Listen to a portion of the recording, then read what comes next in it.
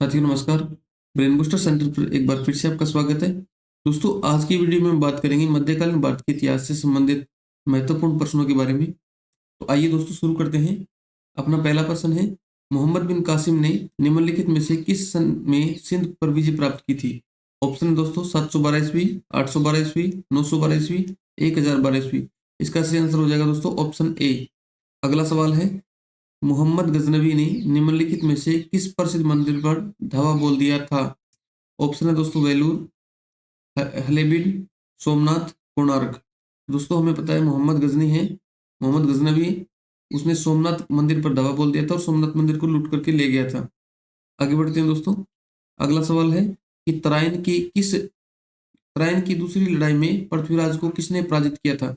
दोस्तों हमें पता है 1191 ईस्वी में तराइन का प्रथम युद्ध होता है, 1192 में तराइन का द्वितीय युद्ध होता है और दूसरे युद्ध में पृथ्वीराज चौहान है वो मोहम्मद गोरी से हार जाते हैं। ऑप्शन है अपना मोहम्मद गजनवी, कुतुबुद्दीन ऐबक, मोहम्मद गोरी, अलाउद्दीन खिलजी। दोस्तों पृथ्वीराज चौहान मोहम्मद गोरी से हार जाते हैं। ऑप्शन सी अपना करेक्ट आंसर हो जाएगा। आगे बढ़ते हैं दोस्तों। अगला सवाल है, मोहम्मद गोरी विजित प्रदेशों की देखभाल के लिए निम्नलिखित में से किस विश्वसनीय जनरल यानी सेनापति को छोड़कर गया था? तो दोस्तों ऑप्शन है नसीरुद्दीन, इल्तुतमिश, कुतुबुद्दीन ऐबक, मलिक काफूर। दोस्तों कुतुबुद्दीन ऐबक जो इनका गुलाम था मोहम्मद गोरी का, उसको छोड़ करके ये वापस चला जाता है। तो आंसर हो जाएगा दोस्तों ऑप्शन सी करेक्ट आंसर हो जाएगा। आगे बढ़ते हैं। अगला सवाल है दोस्तों, निम्नलिखित में से किस राजपूत राजा ने मोहम्मद गोरी को पहली बार हराया था? ऑप्शन है दोस्तों पृथ्वीराज तृतीय, बघेल भीम, जयचंद्र, कुमारपाल। तो दोस्तों ऑप्शन हो जाए करेक्ट आंसर हो जाएगा ऑप्शन बी बघेल भीम। बघेल भीम ने सबसे पहले मोहम्मद गोरी को हराया था। आगे बढ़ते हैं। अगला सवाल है दोस्तों, कुव्वत उल इस्लाम मस्जिद दिल्ली का निर्माण निम्नलिखित में से किसके द्वारा किया गया था? ऑप्शन है दोस्तों कुतुबुद्दीन ऐबक, अलाउद्दीन खिलजी, इल्तुतमिश, मोहम्मद आदिल शाह। तो इसका सही आंसर हो जाएगा दोस्तों ऑप्शन ए, कुतुबुद्दीन ऐबक ने कुव्वत उल इस्लाम मस्जिद दिल्ली का निर्माण करवाया था। आगे बढ़ते हैं। अगला सवाल है दोस्तों, दिल्ली का वह सुल्तान कौन था जिसकी मृत्यु पोलो खेलते हुए हुई थी? तो दोस्तों पोलो खेलते हुए पर से गिर गए थे कौन? कुतुबुद्दीन ऐबक, और उनकी मृत्यु हो गई थी कुतुबुद्दीन ऐबक। ठीक है दोस्तों, तो अपना ऑप्शन ए अपना करेक्ट आंसर हो जाएगा। आगे बढ़ते हैं दोस्तों।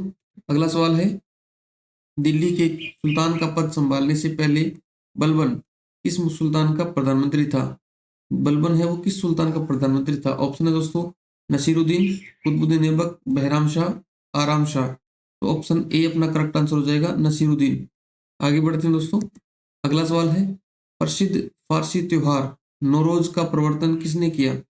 ऑप्शन है दोस्तों अलाउद्दीन खिलजी, इल्तुतमिश, फिरोज तुगलक और बलबन।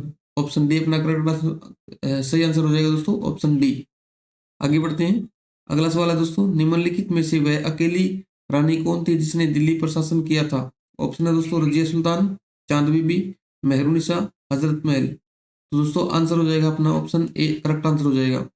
आगे बढ़ते हैं। अगला सवाल है दोस्तों, वे दो वंशज कौन थे जिन्होंने खिलजी शासकों से तत्काल पहले और बाद में शासन किया था? ऑप्शन है दोस्तों गुलाम तथा लोधी, यानी खिलजी है ना, खिलजी वंश से पहले जिसने शासन किया था उसका नाम, और जिसने बाद में शासन किया था उन दोनों का नाम बताना है। ऑप्शन ए है गुलाम तथा लोधी वंश, सैयद तथा लोधी वंश, गुलाम तथा तुगलक वंश, तुगलक तथा लोधी वंश। तो दोस्तों खिलजी वंश से पहले गुलाम वंश ने शासन किया था और बाद में किया था दोस्तों तुगलक वंश ने। तो ऑप्शन सी अपना करेक्ट आंसर हो जाएगा। आगे बढ़ते हैं। अगला सवाल है दोस्तों, दिल्ली के किस सुल्तान ने एक रोजगार विभाग, एक दान विभाग और एक परोपकारी चिकित्सालय की स्थापना की? ऑप्शन है दोस्तों फिरोज तुगलक, मोहम्मद तुगलक, अलाउद्दीन खिलजी, बलबन। ऑप्शन ए अपना करेक्ट आंसर हो जाएगा दोस्तों फिरोज तुगलक। आगे बढ़ते हैं। अगला सवाल है दोस्तों, किसके शासनकाल में सबसे अधिक मंगोल आक्रमण हुए? ऑप्शन है दोस्तों बलबन, अलाउद्दीन खिलजी, मोहम्मद बिन तुगलक, फिरोज तुगलक। ऑप्शन बी अपना करेक्ट आंसर हो जाएगा दोस्तों अलाउद्दीन खिलजी के समय सबसे अधिक मंगोल आक्रमण हुए थे। आगे बढ़ते हैं। अगला सवाल है दोस्तों, मलिक काफूर जनरल था, यानी जनरल मतलब सेनापति था, किसका सेनापति था ये पूछ रखा है दोस्तों। ऑप्शन है सिकंदर लोदी का, कुतुबुद्दीन ऐबक का, अलाउद्दीन खिलजी का, हुमायूं का। तो दोस्तों अलाउद्दीन खिलजी का सेनापति कौन था? वो था मलिक काफूर। आगे बढ़ते हैं। अगला सवाल है, निम्नलिखित में से किस खिलजी शासक ने दिल्ली की राज सिंहासन पर बैठने के लिए अपने ससुर की हत्या कर दी थी? ऑप्शन है दोस्तों कुतुबुद्दीन ऐबक, जलालुद्दीन खिलजी, गयासुद्दीन, अलाउद्दीन खिलजी। तो ऑप्शन अपना करेक्ट आंसर हो जाएगा ऑप्शन डी, अलाउद्दीन खिलजी ने अपने ससुर की हत्या कर दी थी दोस्तों गद्दी पाने के लिए। आगे बढ़ते हैं, बाजार विनिमय प्रणाली आरंभ की गई थी? ऑप्शन है मोहम्मद बिन तुगलक द्वारा, इल्तुतमिश द्वारा, अलाउद्दीन खिलजी द्वारा, गयासुद्दीन द्वारा। तो ऑप्शन सी अपना करेक्ट आंसर हो जाएगा अलाउद्दीन खिलजी द्वारा। आगे बढ़ते हैं, अगला सवाल है दोस्तों, दिल्ली के निम्नलिखित सुल्तानों में से किसे इतिहासकारों ने विरोधाभासों का मिश्रण, यानी किसी काम को करने या न करने के बीच विरोध होता है ना, कि हम अपने दिमाग में कभी कभी उधेड़-बुन चलती रहती है कि इस काम को किया जाए या न किया जाए, है ना, किया जाए या न किया जाए। तो इस प्रकार की माइंड वाला कौन सा शासक था? ऑप्शन है दोस्तों बलबन, इब्राहिम लोदी, अलाउद्दीन खिलजी, मोहम्मद बिन तुगलक। ऑप्शन डी अपना करेक्ट आंसर हो जाएगा दोस्तों मोहम्मद बिन तुगलक, क्योंकि इनमें से इसने जो योजना चलाई थी दोस्तों, उनमें विरोधाभास था कि ये सही है या गलत है, और इसकी लगभग योजनाएं हैं वो बिल्कुल जो फ्लॉप रही थी। आगे बढ़ते हैं दोस्तों, अगला सवाल है, मोहम्मद बिन तुगलक निपुण था? ऑप्शन है कला में, संगीत में, सुलेखन में, दर्शन में। अपना करेक्ट आंसर हो जाएगा दोस्तों ऑप्शन डी, दर्शन में। आगे बढ़ते हैं, अगला सवाल है, कुतुब मीनार को जैसे हम आज देखते हैं अंततः पुनर्निर्माण किया गया था, यानी आज जैसी कुतुब मीनार है वैसी किसने बनाई थी दोस्तों? ऑप्शन है बलबन द्वारा, अलाउद्दीन खिलजी द्वारा, सिकंदर लोदी द्वारा, या फिरोज तुगलक द्वारा। ऑप्शन डी अपना करेक्ट आंसर हो जाएगा फिरोज तुगलक द्वारा। आगे बढ़ते हैं, अगला सवाल है, नीचे दिए गए दिल्ली के सुल्तानों की वंशों को कालानुक्रम में व्यवस्थित कीजिए। खिलजी, तुगलक, सैयद और गुलाम, यानी सबसे पहले कौन था, उसके बाद कौन आया? देखो दोस्तों, सबसे पहले गुलाम वंश था, और उसके बाद था दोस्तों खिलजी वंश आया था, और तीसरे नंबर पर था दोस्तों तुगलक वंश, और तुगलक वंश के बाद सैयद वंश था। यानी 1 4 3 2 ऑप्शन है दोस्तों, ऑप्शन 1 4 3 2, और ऑप्शन डी अपना सही आंसर हो जाएगा दोस्तों 4 1 2 3, है ना, 4 1 2 3। सबसे पहले 4, और फिर 4, फिर 1, फिर 2, और फिर 3। ये कैसे लिख दिया मैंने, 4 1 2 3। आगे बढ़ते हैं दोस्तों, अगला सवाल है, इब्न बतूता किसके शासनकाल में भारत आया था? इब्न बतूता किसके शासनकाल में भारत आया था? ऑप्शन है दोस्तों इल्तुतमिश, अलाउद्दीन खिलजी, मोहम्मद बिन तुगलक और बलबन। ऑप्शन सी अपना करेक्ट आंसर हो जाएगा मोहम्मद बिन तुगलक। आगे बढ़ते हैं, अगला सवाल है दोस्तों, लोधी वंश का अंतिम शासक कौन था? दोस्तों लोधी वंश की स्थापना तो की थी बहलोल लोधी ने, और अंतिम शासक था इब्राहिम लोधी। इस इब्राहिम लोधी को राणा सांगा ने हराया था दोस्तों, जो राजस्थान के मेवाड़ से संबंधित थे। आगे बढ़ते हैं, अगला सवाल है, लोधी वंश की स्थापना किसने की थी? ऑप्शन है दोस्तों इब्राहिम लोधी, सिकंदर लोधी, बहलोल लोधी, या खिजर खां। दोस्तों लोधी वंश की स्थापना है वो बहलोल लोधी ने की थी। आगे बढ़ते हैं, अगला सवाल है, भारत में चिश्ती सिलसिले को किसने संस्थापित किया था? ऑप्शन है दोस्तों निजामुद्दीन औलिया, सलीम चिश्ती, शेख मोइनुद्दीन चिश्ती, हमीदुद्दीन नागौरी। तो ऑप्शन सी अपना करेक्ट आंसर हो जाएगा शेख मोइनुद्दीन चिश्ती। आगे बढ़ते हैं, अगला सवाल है दोस्तों, प्रथम भक्ति आंदोलन का आयोजन किसने किया था? ऑप्शन है नानक, मीरा, रामदास, रामानुजाचार्य। आंदोलन से मतलब दोस्तों यहाँ ये है कि प्रथम भक्ति आंदोलन है वो किसके द्वारा शुरू किया गया था? आयोजन का मतलब शुरू किया गया था, यानी भक्ति भक्ति का प्रारंभ मानते हैं भक्ति काल का दोस्तों रामानुजाचार्य से। ऑप्शन डी अपना करेक्ट आंसर हो जाएगा। आगे बढ़ते हैं, अगला सवाल है, भक्ति और सूफी आंदोलन के संतों का योगदान था? ऑप्शन है धार्मिक सद्भाव में, राष्ट्रीय एकता में, हिंदू मुसलमानों की एकता में, और सामाजिक सद्भाव में। दोस्तों सूफी और भक्ति जो आंदोलन है वो धार्मिक सद्भाव को लेकर आए थे। ऑप्शन ए अपना करेक्ट आंसर हो जाएगा। आगे बढ़ते हैं, अगला सवाल है, निम्नलिखित में से वह सूफी संत कौन था जो यह मानता था कि भक्ति संगीत ईश्वर के निकट पहुंचने का मार्ग है, यानी भक्ति संगीत है उससे ईश्वर तक पहुंचा जा सकता है, ये किसका मानना था? ऑप्शन है दोस्तों शेख मोइनुद्दीन चिश्ती, बाबा फरीद, सैयद मोहम्मद, शाह आलम बुखारी। तो ऑप्शन ए अपना करेक्ट आंसर हो जाएगा शेख मोइनुद्दीन चिश्ती। आगे बढ़ते हैं, अगला सवाल है दोस्तों कि अलवार संतों का आविर्भाव निम्नलिखित में से किस आधुनिक राज्य से हुआ? ऑप्शन है दोस्तों तमिलनाडु, केरल, कर्नाटक, महाराष्ट्र। दोस्तों अलवार संतों का आविर्भाव है वो तमिलनाडु राज्य से माना जाता है। ऑप्शन ए अपना करेक्ट आंसर हो जाएगा। आगे बढ़ते हैं, और अगला सवाल है दोस्तों कि भक्ति प्रचारक शंकरदेव ने निम्न प्रादेशिक भाषाओं में किसका उपयोग करके उसे लोकप्रिय बनाया था? ऑप्शन है दोस्तों असमिया, बंगला, ब्रिजभाषा, अवधी। ऑप्शन ए अपना करेक्ट आंसर हो जाएगा दोस्तों असमिया भाषा।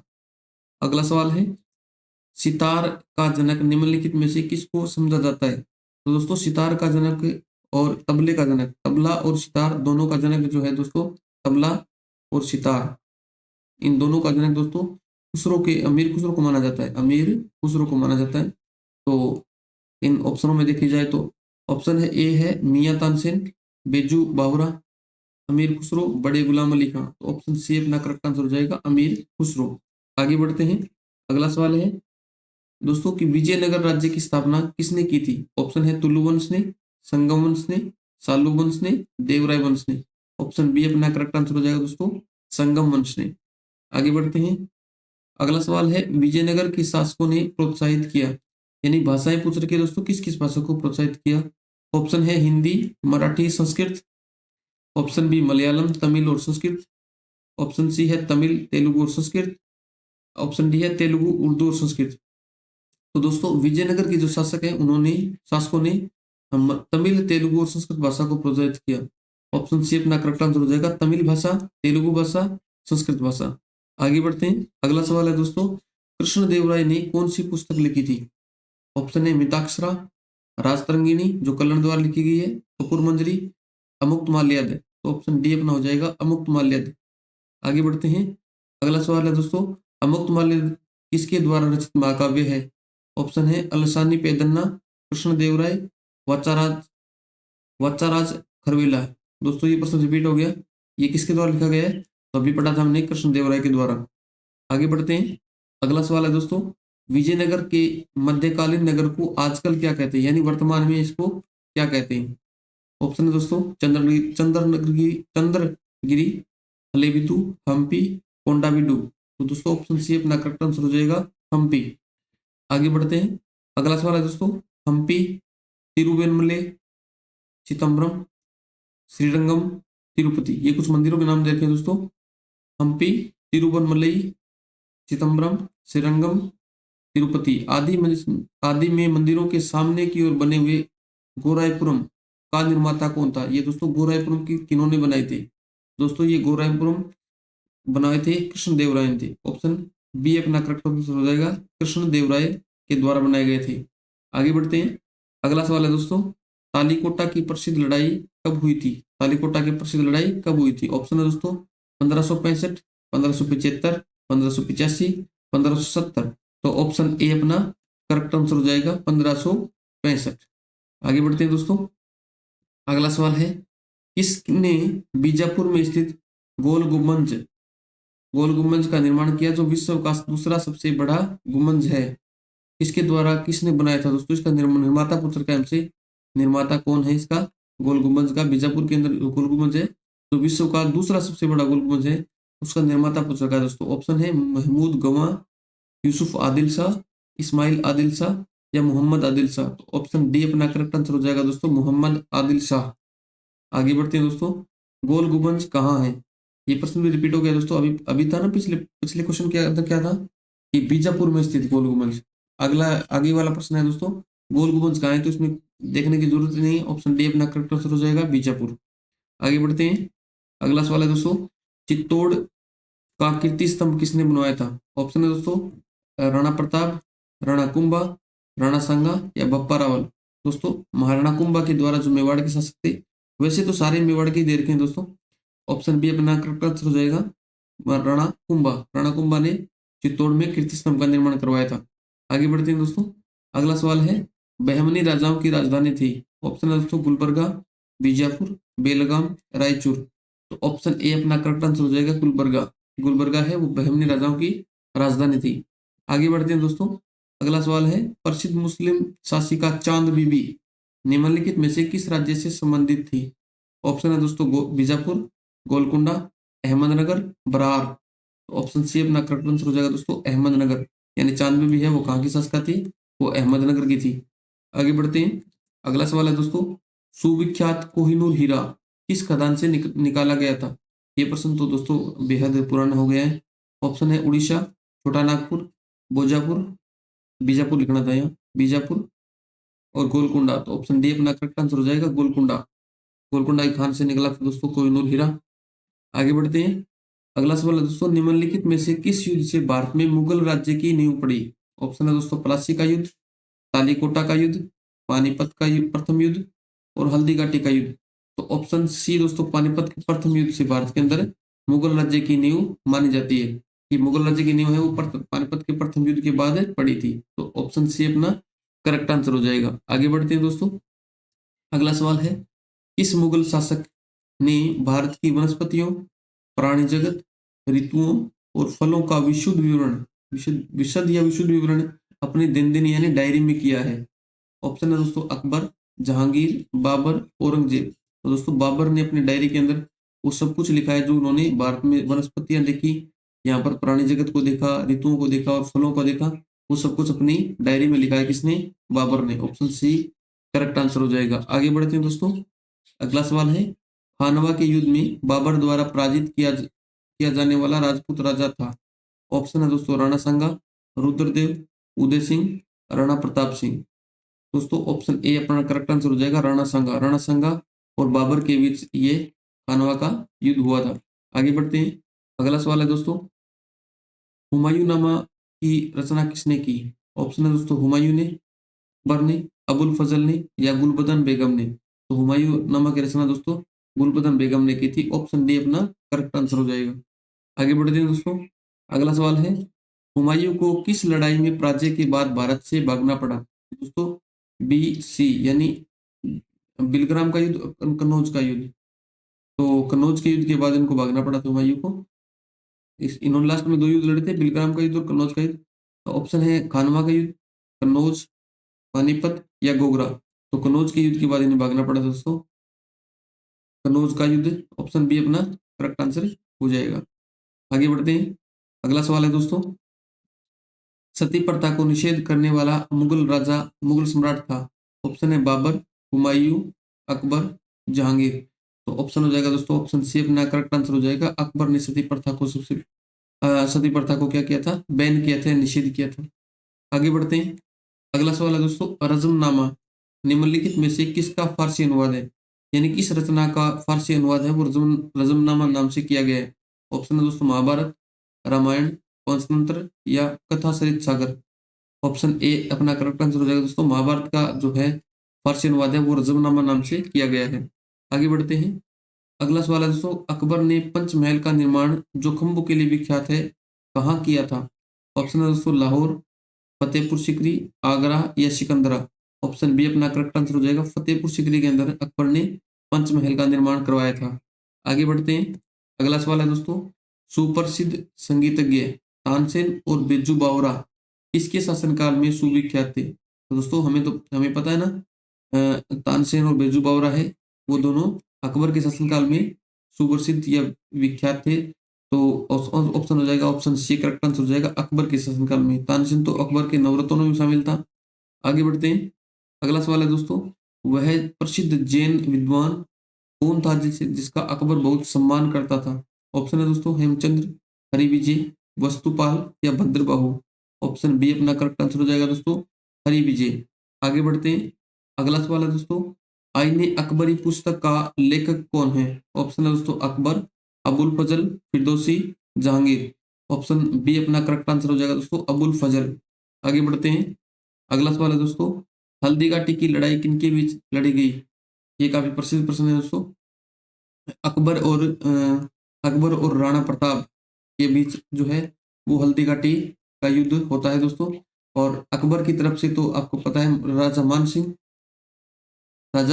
सिंह भाग लेते हैं और राणा प्रताप, इन दोनों के बीच युद्ध होता है जो अकबर इस युद्ध को जीत जाते हैं। और कई कंट्रोवर्सी भी है दोस्तों, कुछ लोग ऐसा मानते हैं कि राणा प्रताप भी जीत हुआ, लेकिन ओवरऑल जो अकबर की जीत होती है दोस्तों। राणा प्रताप इस युद्ध के अंदर पकड़े नहीं जाते हैं और ऐसा माना जाता है कि अकबर को उसकी जो मंशा के मुताबिक जीत नहीं मिली थी। तो ऐसा इसमें अनिर्णित युद्ध मानते हैं। कुछ इतिहासकार कहते हैं कि इस युद्ध का कोई निर्णय नहीं हुआ था। तो हम भी ऐसा मान लेते हैं जो इतिहासकारों ने कहा है। इस पर ज्यादा चर्चा नहीं करते हैं दोस्तों। अपना प्रश्न है, हल्दी घाटी की लड़ाई किनके बीच हुई थी? तो ऑप्शन हो जाएगा, ऑप्शन ए अकबर और संग्राम सिंह, अकबर और मेदिनी राय, अकबर और राणा प्रताप सिंह, अकबर और उदय सिंह। ऑप्शन सी इसका करेक्ट आंसर हो जाएगा दोस्तों, राणा प्रताप और अकबर। आगे बढ़ते हैं, अगला सवाल है दोस्तों, निम्नलिखित में से किस पर अकबर की विजय होने की स्मृति में बुलंद दरवाजे का निर्माण किया गया था? ऑप्शन दोस्तों मालवा, डेक्कन, बंगाल या गुजरात। दोस्तों गुजरात विजय की स्मृति में अकबर ने बुलंद दरवाजे का निर्माण करवाया था, बुलंद दरवाजे का निर्माण करवाया था, तो ऑप्शन डी अपना करेक्ट आंसर हो जाएगा, गुजरात। आगे बढ़ते हैं, अगला सवाल है दोस्तों, मनसबदारी प्रणाली किसने आरंभ की थी? ऑप्शन है दोस्तों अकबर, शाहजहां, जहांगीर या बाबर। तो दोस्तों मनसबदारी प्रणाली 5000 का मनसब, 7000 का मनसब, ये अकबर ने शुरू की थी। ऑप्शन ए अपना करेक्ट आंसर हो जाएगा। आगे बढ़ते हैं दोस्तों, अगला सवाल है, निम्नलिखित में से कौन सा एक फतेहपुर सीकरी में स्थित नहीं है? यहाँ कुछ इमारतों के नाम दे रखे हैं दोस्तों, इनमें पूछ रखा है कि कौन सी एक इमारत है वो फतेहपुर सीकरी में स्थित नहीं है। ऑप्शन है दोस्तों पंचमहल, मोती मस्जिद, सलीम चिश्ती का मकबरा, मरियम पैलेस। तो ऑप्शन बी अपना करेक्ट आंसर हो जाएगा दोस्तों, मोती पैलेस, मोती मस्जिद है वो फतेहपुर सीकरी में नहीं, बाकी ये पंचमहल है, सलीम चिश्ती का मकबरा, मरियम पैलेस, ये सारे फतेहपुर सीकरी के अंदर स्थित है। आगे बढ़ते हैं, अगला सवाल है दोस्तों, अकबर के शासनकाल में भू राजस्व सुधारों के लिए कौन उत्तरदायी था? ऑप्शन है दोस्तों बीरबल, टोडरमल, जयसिंह, बिहारीमल। तो दोस्तों अकबर के शासनकाल में भू राजस्व सुधारों के लिए कौन कौन था? तो टोडरमल को ये विभाग सौंपा गया था दोस्तों। ऑप्शन बी अपना करेक्ट आंसर हो जाएगा। आगे बढ़ते हैं, अगला सवाल है दोस्तों, दीन ए इलाही एक नया धर्म निम्नलिखित में से किसके द्वारा शुरू किया गया था? ऑप्शन है दोस्तों हुमायूं, जहांगीर, अकबर या शाहजहां। तो दीन ए इलाही दोस्तों अकबर लेकर आए थे, ऑप्शन सी करेक्ट आंसर हो जाएगा, ऑप्शन सी। आगे बढ़ते हैं, अगला सवाल है दोस्तों, प्रयागनगर को अलाहाबाद यानी अल्लाह का नगर, प्रयागनगर या प्रयागराज भी बोल सकते हैं, आजकल प्रयागराज बोलते हैं इनको, अल्लाह का नगर नाम किसने दिया था? ऑप्शन है दोस्तों औरंगजेब, अकबर, शाहजहां या बहादुर शाह जफर। तो ऑप्शन ए अपना करेक्ट आंसर हो जाएगा दोस्तों, औरंगजेब। आजकल प्रयाग प्रयाग इलाहाबाद है उनका नाम वापस से प्रयागराज कर दिया गया है, प्रयागराज, ये योगी जी ने किया है दोस्तों। आगे बढ़ते हैं, अगला सवाल है, अगला सवाल है दोस्तों, निम्नलिखित में से किस मुगल सम्राट को हिंदी गीतों की रचना का श्रेय प्राप्त है? ऑप्शन है दोस्तों बाबर, अकबर, जहांगीर या शाहजहां। ऑप्शन हो जाएगा दोस्तों ऑप्शन बी अकबर, अकबर को हिंदी गीतों की रचना का श्रेय प्राप्त है। आगे बढ़ते हैं, अगला सवाल है दोस्तों, निम्नलिखित में से कौन सा अकबर द्वारा अपनाया गया सुधार नहीं है? दाग प्रथा, मनसबदारी प्रणाली, एकता प्रणाली या जब्ती। ऑप्शन सी हो जाएगा दोस्तों एकता प्रणाली, ये अकबर के द्वारा नहीं अपनाई गई थी, बाकी ये जो सारी प्रणालियां हैं ये अकबर के द्वारा किए गए सुधार हैं। आगे बढ़ते हैं, अगला सवाल है दोस्तों, जहांगीर का अर्थ क्या है? ऑप्शन है दोस्तों राष्ट्र का अधिपति, महाअधिपति, विश्व विजेता, सत्य युद्धों का नायक। तो दोस्तों जहांगीर का मतलब है जहान को जीतने वाला यानी विश्व विजेता। तो ऑप्शन सी अपना करेक्ट आंसर हो जाएगा, विश्व विजेता। आगे बढ़ते हैं, अगला सवाल है दोस्तों, चित्रकारी किसके शासनकाल के दौरान सबसे अपने उच्चतम स्तर पर पहुंची? ऑप्शन है दोस्तों अकबर, जहांगीर, औरंगजेब, जहांगीर, शाहजहां। तो ऑप्शन सी अपना करेक्ट आंसर हो जाएगा, जहांगीर। आगे बढ़ते हैं, अगला सवाल है दोस्तों, इंग्लैंड के तत्कालीन राजा जेम्स फर्स्ट द्वारा जहांगीर के शाही दरबार में राजदूत के रूप में निम्नलिखित में से किसको भेजा गया था? राजा जेम्स प्रथम ने जहांगीर के शाही दरबार में किसको भेजा था? ऑप्शन है दोस्तों John Hawkins, William Todd, sir Thomas Roe, sir Walter Raleigh. तो ऑप्शन ए अपना करेक्ट आंसर हो जाएगा दोस्तों, जॉन हॉकिंस को जेम्स प्रथम ने जहांगीर के दरबार में भेजा था। आगे बढ़ते हैं, अगला सवाल है दोस्तों, विश्व प्रसिद्ध तख्त ए ताउस निम्नलिखित में से किस मुगल भवन में रखा गया था? ऑप्शन है दोस्तों फतेहपुर सीकरी के दीवाने खास में, या आगरे के नए किले में, या दिल्ली के लाल किले के रंग महल में, या दिल्ली के लाल किले के दीवाने आम में। तो दोस्तों इसके अंदर ऑप्शन अपना डी हो जाएगा, ऑप्शन डी दिल्ली के लाल किले का दीवाने आम, इसके अंदर तख्त ताउस को रखा गया था। आगे बढ़ते हैं दोस्तों, अगला सवाल है, शाहजहां ने निम्नलिखित में से किस शहर में मोती मस्जिद बनवाई थी? ऑप्शन है दोस्तों दिल्ली, जयपुर, आगरा, अमरकोट। तो इसका सही आंसर हो जाएगा दोस्तों ऑप्शन सी, आगरा के अंदर शाहजहां ने मोती मस्जिद बनवाई थी। आगे बढ़ते हैं, अगला सवाल है दोस्तों, निम्नलिखित में से औरंगजेब का उत्तराधिकारी कौन था? ऑप्शन है दोस्तों अजाम, कामबख्श, अकबर टू यानी अकबर सेकंड, या मुअज्जम। तो दोस्तों औरंगजेब का उत्तराधिकारी मुअज्जम था, ऑप्शन डी। आगे बढ़ते हैं, अगला सवाल है दोस्तों, मुगल सम्राटों का मीर बख्शी किस विभाग की अध्यक्षता करता था? ऑप्शन है दोस्तों आसूचना विभाग, विदेशी मामले, या सेना संगठन विभाग, या वित्त विभाग। तो ऑप्शन सी अपना करेक्ट आंसर हो जाएगा दोस्तों, सेना संगठन विभाग है, उसकी अध्यक्षता कौन करता था? मीर बख्शी। आगे बढ़ते हैं, अगला सवाल है दोस्तों, इनाम भूमि किसे दी जाती थी? ऑप्शन है विद्वान और धार्मिक व्यक्ति, पैतृक राजस्व संग्राहक, या मनसबदार को, या कुलीन वर्ग को। तो दोस्तों इनाम भूमि है वो विद्वान और धार्मिक व्यक्तियों को दी जाती थी, ऑप्शन ए अपना करेक्ट आंसर हो जाएगा। आगे बढ़ते हैं, अगला सवाल है दोस्तों, निम्नलिखित मुगल भवनों में से किसमें यह अनन्य विशेषता पाई जाती है कि वह लंबाई और चौड़ाई में बिल्कुल बराबर है? ऑप्शन है दोस्तों आगरा का किला, लाल किला, ताजमहल, बुलंद दरवाजा। तो दोस्तों इस प्रकार की विशेषता जिसमें लंबाई और चौड़ाई दोनों बिल्कुल बराबर है वो ताजमहल के अंदर पाई जाती है, ऑप्शन सी अपना करेक्ट आंसर हो जाएगा। आगे बढ़ते हैं दोस्तों, अगला सवाल है ताजमहल के बारे में निम्नलिखित में से कौन सा तथ्य सही नहीं है? ऑप्शन है दोस्तों ये एक भव्य मकबरा है, जी बिल्कुल सही है बात। अगला सवाल है इसका निर्माण शाहजहां ने किया था, बिल्कुल सही है दोस्तों। अगला सवाल है यह आगरा फोर्ट के बाहर स्थित है, ये भी बिल्कुल सही है दोस्तों। अगला सवाल है इस पर उन कारीगरों के नाम उत्कीर्ण हैं जिन्होंने इसका निर्माण किया था, ये नहीं है दोस्तों, ये गलत कथन हो जाएगा, ऑप्शन डी अपना करेक्ट आंसर हो जाएगा कि ये तथ्य जो है वो सही नहीं है यानी गलत है। आगे बढ़ते हैं, और इस प्रकार से दोस्तों आपको कमेंट करके बताना है कि मध्यकालीन भारतीय इतिहास के जो अपने क्वेश्चन किए हैं उनमें आपके कितने क्वेश्चन सही हैं। ठीक है दोस्तों, और वीडियो को अपने दोस्तों के साथ शेयर करना है, और अपनी तैयारी को परखने के लिए हमारे चैनल को सब्सक्राइब कीजिए। और इस चैनल पर आपको दोस्तों बहुत सारे ट्रिक्स वीडियो मिलेंगे जिसके माध्यम से आप डेटा को किस प्रकार से अपने माइंड के अंदर एक लंबे समय तक रख सकते हैं, वो सारी बातें इसमें मिलेगी दोस्तों। ट्रिक के माध्यम से आप लंबे समय तक याद रख पाओगे। तो एक बार चैनल के अंदर जाकर उसको चेकआउट जरूर कीजिएगा। थैंक यू दोस्तों।